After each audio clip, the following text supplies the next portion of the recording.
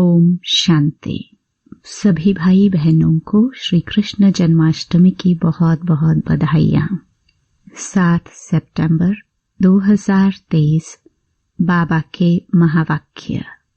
मीठे बच्चे, विचार सागर मंथन कर श्री कृष्ण और परमात्मा शिव के महान अंतर को स्पष्ट करो।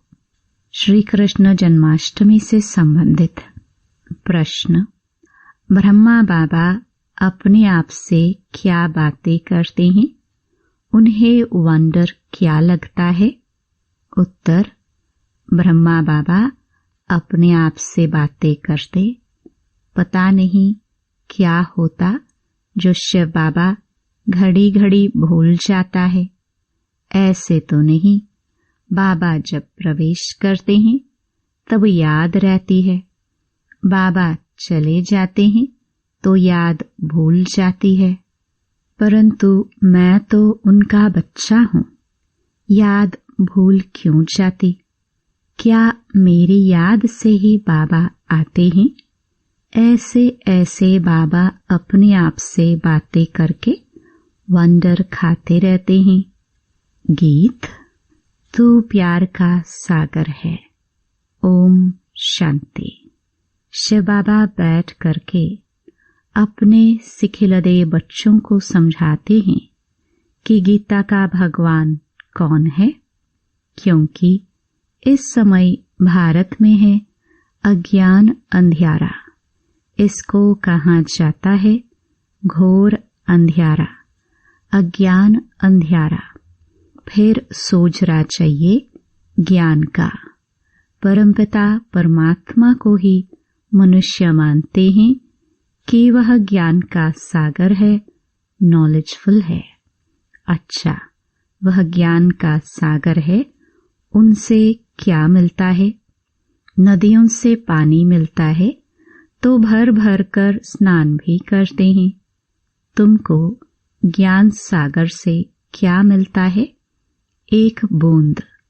बाप आकर बच्चों को समझाते हैं, मैं ज्ञान का सागर हूँ, तुमको बूंद देता हूँ। कौन सी बूंद?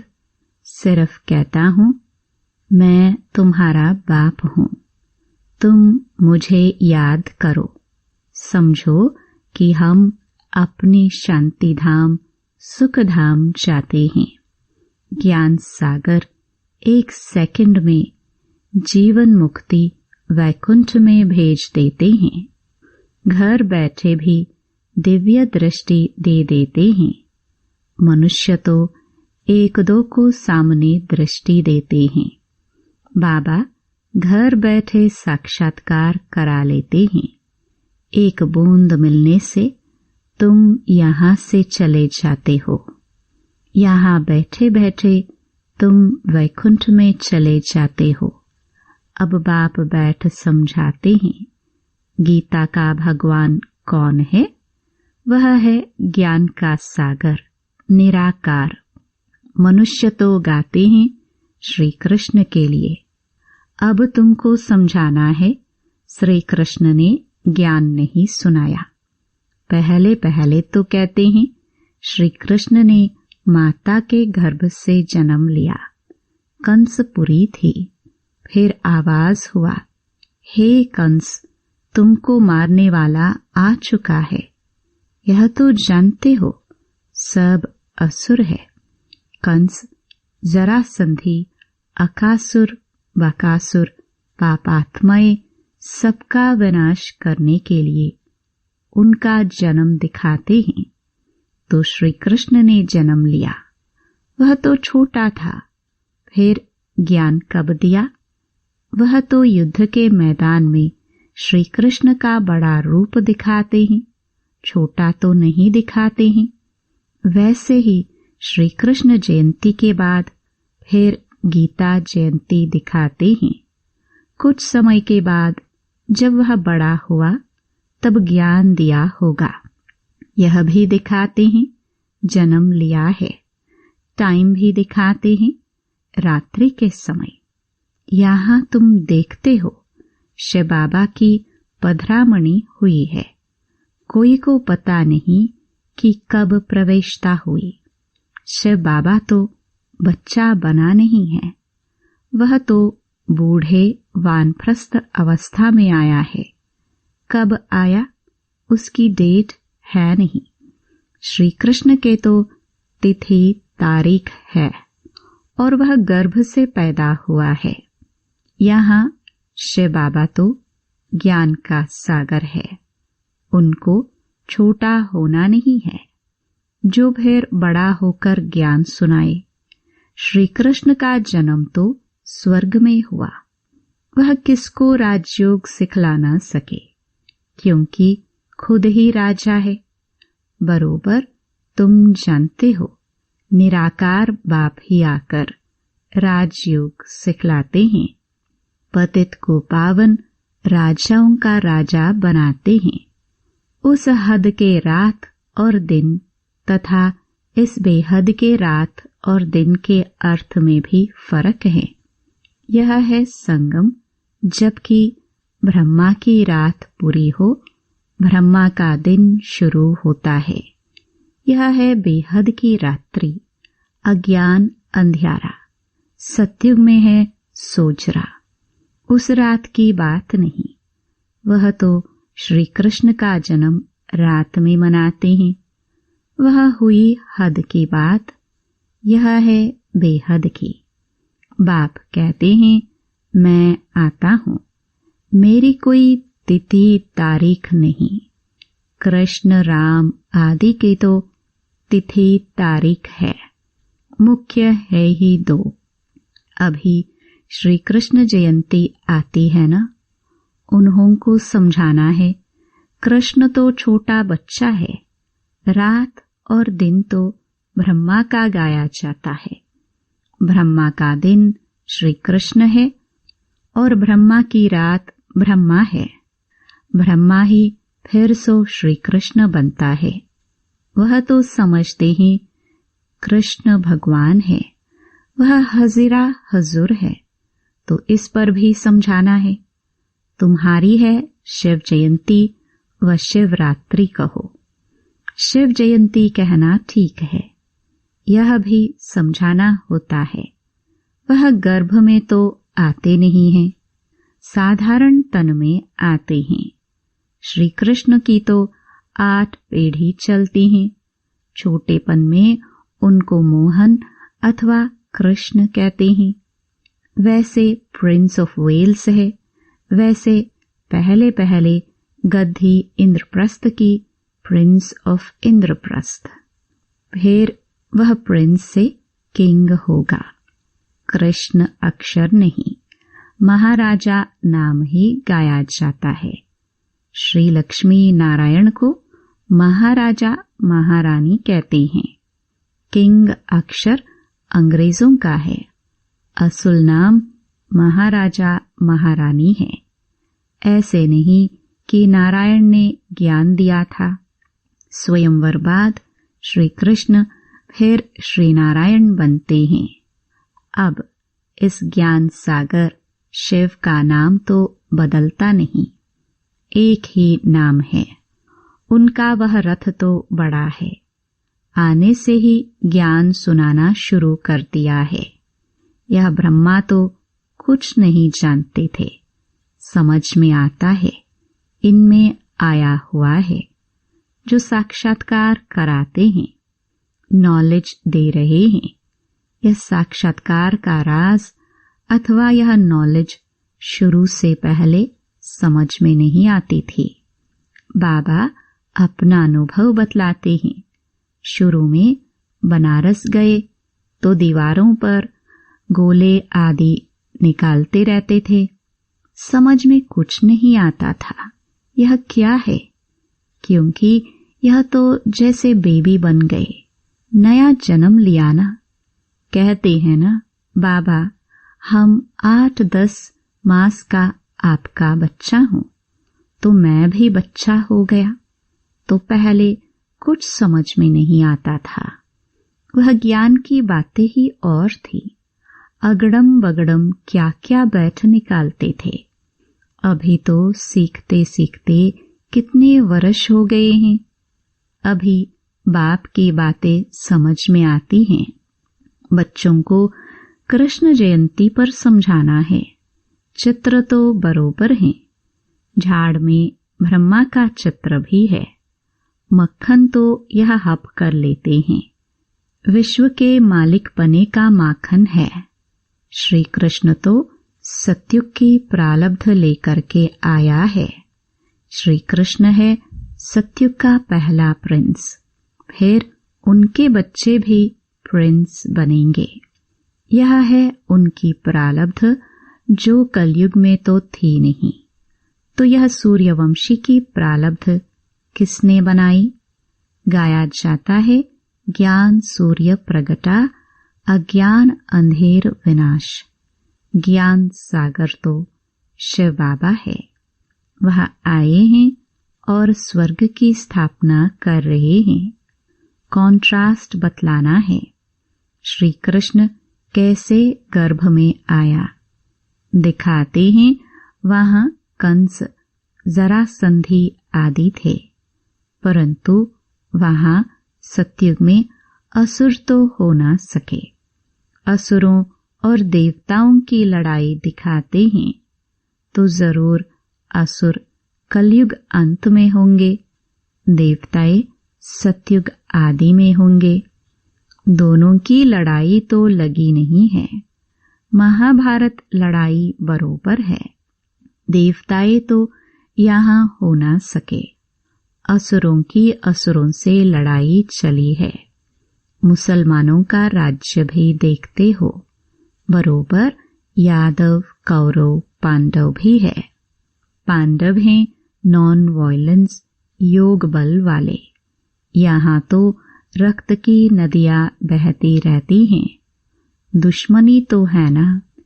पार्टीशन में रक्त की नदी अच्छी ही बही थी ना। भाई भाई की युद्ध हुई। भाई भाई तो है ना। लड़ाई उन्हों की लगती है, नहीं तो रक्त की नदी कैसे बहे? यह तो एक दो का खून करते हैं, तलवारें चलाते हैं, तब रक्त की नदी बहती है। और है यह संगम का समय। रक्त की नदियों बाद फिर घी की नदियां बहनी है।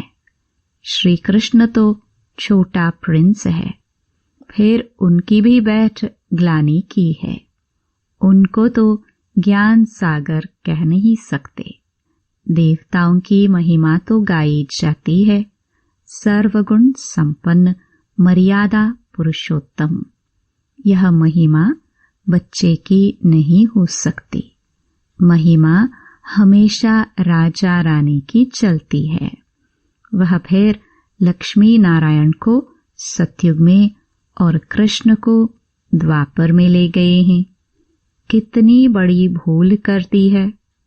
लक्ष्मी नारायण की छोटेपन की कहानी भी कोई बता नहीं सकते। राम सीता की भी कुछ न कुछ बतलाते हैं। कृष्ण की भी उल्टी सुलटी बात बतलाते हैं। कुछ तो सुलटी कहानी भी बताओ। लक्ष्मी नारायण की तो महिमा गाई जाती है। सर्वगुण संपन्न, 16 कला संपन्न, संपूर्ण निर्विकारी, मर्यादा पुरुषोत्तम, अहिंसा परमो धर्म। अच्छा, उन्हों को राज्य किसने दिया? मनुष्य का नाम सुन मूंझ जाते हैं। लक्ष्मी नारायण कहने से तुम चले जाते हो सतयुग में। यह है नर से नारायण बनने की कथा। श्री कृष्ण बनने की कथा नहीं कहते। इसको सत्य नारायण की कथा कहेंगे। सत्य कृष्ण की कथा नहीं कहा जाता। सच्चा बाबा ज्ञान सागर यह कथा सुनाते हैं। सारी सृष्टि के आदि मध्य अंत की कथा है। उसमें श्री लक्ष्मी नारायण की कथा भी आ जाती है। उनके 84 जन्मों की कथा दिखलाते हैं। श्री नारायण की कथा से बेड़ा पार हुआ। बरोबर बाप बैठ बच्चों को नर से नारायण बनने की सच्ची कथा सुनाते हैं। श्री नारायण तो बड़ा है ना। स्वयंवर से पहले कौन थे? क्या लक्ष्मी नारायण ही नाम था या दूसरा और कोई नाम था? है राधे कृष्ण, जिनका स्वयंवर बाद लक्ष्मी नारायण नाम रखा है। बाबा ऐसे निबंध देते हैं, फिर तुमको विचार सागर मंथन करना चाहिए। पहले नंबर की भूल है यह। तुम जानते हो अभी है कलयुग, यादव कौरव पांडव भी हैं, कलयुग का समय भी है। कलयुग के बाद जरूर सतयुग होगा। बाप कहते हैं मैं गाइड बन आया हूँ, रावण के चंबे से छुड़ाए वापस ले जाने, आत्माओं को ही ले जाऊंगा। गाया जाता है आत्मा परमात्मा अलग रहे बहुकाल। ऐसे नहीं कि श्री कृष्ण अलग रहे बहुकाल। महिमा ही उस निराकार की है। सुंदर मेला कर दिया जब वह सतगुरु मिला दलाल। यहाँ तो सब गुरु ही है। गाया हुआ है सतगुरु मिला दलाल।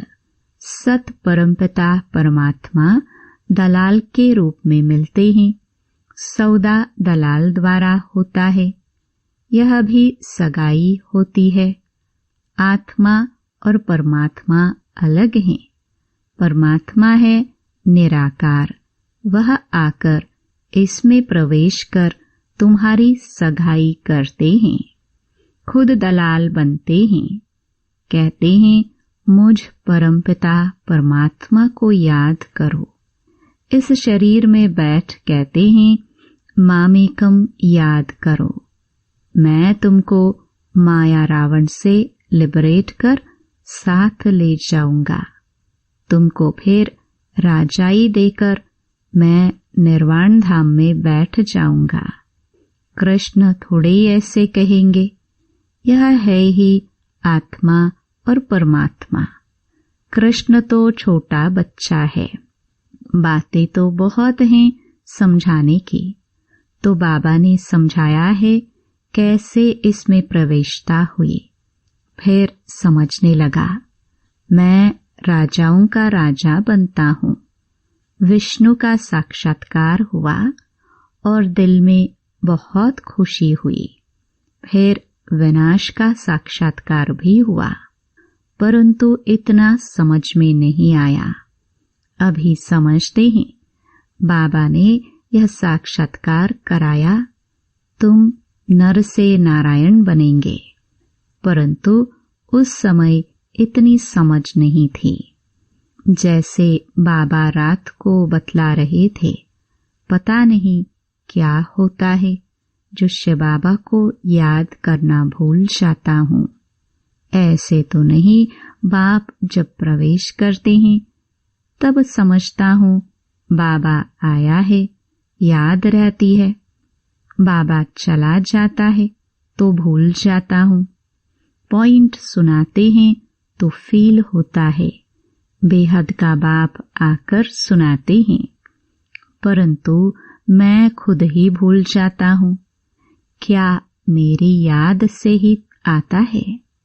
ऐसे कहे मैं घड़ी घड़ी याद करता हूँ। भल आवे इसमें तो सबका कल्याण है।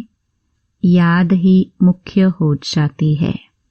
आए न आए बाबा को याद जरूर करना है। बाबा ने समझाया है कि गीता जयंती के बाद होती है कृष्ण जयंती। पहले तो शिव जयंती, फिर गीता जयंती, फिर कृष्ण जयंती। शिव तो बड़ा है, फट से आया और गीता सुनाई, छोटा तो नहीं है। इन बातों पर विचार सागर मंथन करना चाहिए। कैसे हम समझाए? पहले ख्याल करो, शिव किसको कहते हैं? जिसकी रात्रि मनाई जाती है। सतयुग है श्री कृष्ण की राजधानी। नर से नारायण बनने की नॉलेज तो जरूर फादर ही देंगे। यह नॉलेजफुल है, और किसको नॉलेजफुल नहीं कहा जाता। गॉड इज नॉलेजफुल, रचयिता बीज रूप है। वही ड्रामा की नॉलेज सुनाएंगे। ड्रामा कब शुरू होता है और फिर कब पूरा होता है, किसको पता ही नहीं है। सतयुग से कलयुग अंत तक वर्ल्ड की हिस्ट्री ज्योग्राफी कैसे रिपीट होती है, यह कोई समझा नहीं सकते। सुनावे वह जो त्रिकालदर्शी हो। त्रिकालदर्शी तो कोई है नहीं सिवाय एक के। वही तुमको त्रिकालदर्शी बनाते हैं।